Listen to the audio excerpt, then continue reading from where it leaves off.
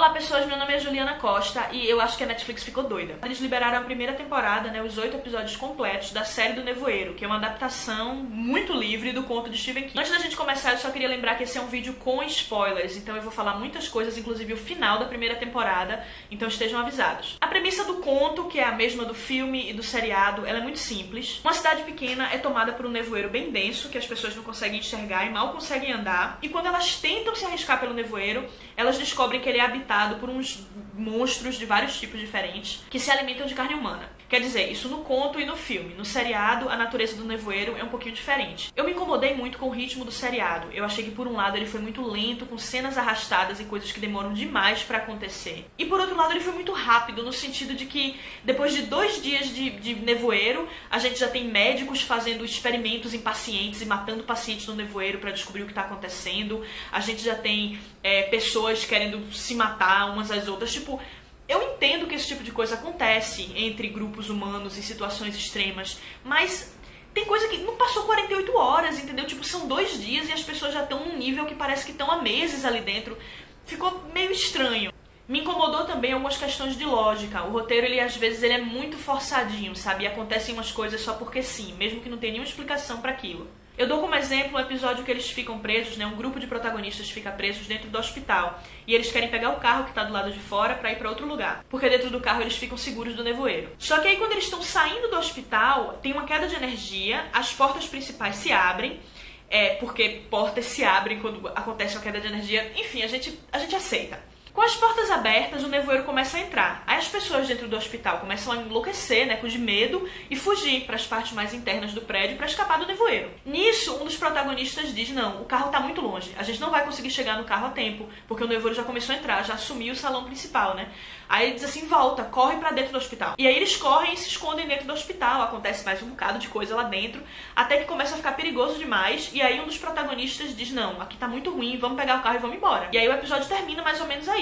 E o episódio seguinte começa com eles já dentro do carro deles indo embora. Tipo, como é que eles chegaram no carro? Eles estavam no hall principal tomado pelo nevoeiro, já era muito longe. Eles ainda mais dentro do hospital, como é que eles fizeram esse caminho, sabe? Tipo, assim de graça, super fácil. Forçações de barra desse tipo, sabe? Que são só coisas que acontecem porque o roteiro precisa que elas aconteçam. O roteiro precisa que eles não saiam do hospital naquele momento, aí eles não saem. Mas o roteiro precisa que eles saiam logo depois, aí eles saem. Então, tipo, é sempre aquela coisa arrumadinho. E quando tem muitas dessas coisinhas dentro de uma mesma história, isso começa a me incomodar profundamente, a ponto de me tirar a paciência. Mas não é por causa de nada disso que eu acho que a Netflix enlouqueceu, e sim por causa de algumas decisões narrativas feitas pelos roteiristas que eu não consigo entender como é que a produção da Netflix permitiu. Umas coisas de cunho sexista e homofóbico que eu fui até o final da temporada na esperança de que não acontecesse. A história já começa com uma adolescente sendo estuprada numa festa. Ela bebe demais, drogam a bebida dela e ela desacorda numa cama na festa. No dia seguinte ela acorda, sente que alguma coisa errada aconteceu e vê uma mancha de sangue no colchão. Ela tem um melhor amigo gay, porque clichês, que tava na festa e viu um cara que é afim dessa menina entrando no quarto. Então esse menino, ele é o principal suspeito do estupro. Esse menino se fode o seriado inteiro, de apanhar inclusive. E no final ele é dado ao nevoeiro em sacrifício por algumas pessoas que acreditam que o nevoeiro chegou por culpa dele, porque chegou depois que ele estuprou a menina. Só que mais ou menos na altura de que isso tudo tá acontecendo, você descobre que na real ele é inocente. Ele não estuprou a menina, inclusive ele salvou a vida dela 2 vezes. E ele morre no nevoeiro e eu fiquei olhando pra tela e pensando: ok, Netflix, qual é a mensagem aqui? Que uma acusação de estupro errada estraga a vida de um homem? Tipo, é sério que é isso que a gente vai discutir aqui? Porque a gente tem um homem acusado de agressão sexual como presidente dos Estados Unidos. Então, assim, não, sabe? Uma acusação de estupro às vezes destrói muito mais a vida de uma mulher do que a vida de um homem.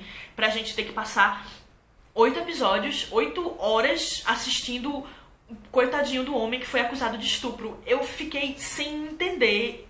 Eu ainda não consegui entender até agora. E isso não é nem a coisa mais bizarra que acontece ao longo desse seriado. A menina acredita que ele estuprou ela, mas ela começa a se envolver com ele depois da agressão. Tipo, ela fica apaixonada por ele e se agarrando com ele pelos cantos do shopping, que é onde eles estão presos. E, tipo, a menina tá se pegando com o cara que ela acha que estuprou. Tipo, ai, eu não sei nem o que dizer. E aí acontecem outras coisas bizarras também. Lembra que eu falei que tinha o melhor amigo gay, o clichê? Esse menino apanha muito, algumas vezes no seriado. Eu não entendi qual o propósito. Pra mim, em pleno 2017, ficou parecendo pornografia homofóbica, sabe? Aquela coisa, tipo, grotesca. Porque esse menino tá apanhando tanto, gente? Qual a necessidade de colocar o único personagem gay da história pra apanhar e apanhar e apanhar? Mesmo no contexto de uma história de terror, gente, tem coisas que são muito desnecessárias, sabe? Socialmente desnecessárias. E essa cena foi uma delas. Pior ainda mais quando você descobre que esse menino gay foi que estuprou a melhor amiga. Do tipo, o único gay da história é um estuprador e o vilão. E, tipo, parabéns, Netflix. E aí no final você descobre que esse garoto gay, ele é um psicopata, né? Que se volta contra todas as pessoas que lhe demonstraram qualquer tipo de compaixão ou cuidado.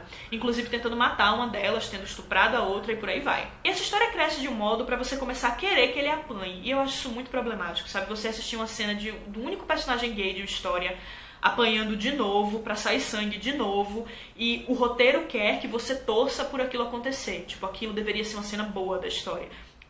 Tipo, não é uma questão mais de gênero de horror não, sabe, gente? É uma questão de função social de um seriado de cultura pop. E é como eu tô dizendo, desde o começo já tinha muitos indícios de que esse menino poderia ser o responsável, mas eu continuei assistindo na fé de que a Netflix, sabe, uma empresa que trouxe Sense8, que vive falando sobre representatividade em todas as suas redes sociais, não ia fazer uma coisa grotesca dessas.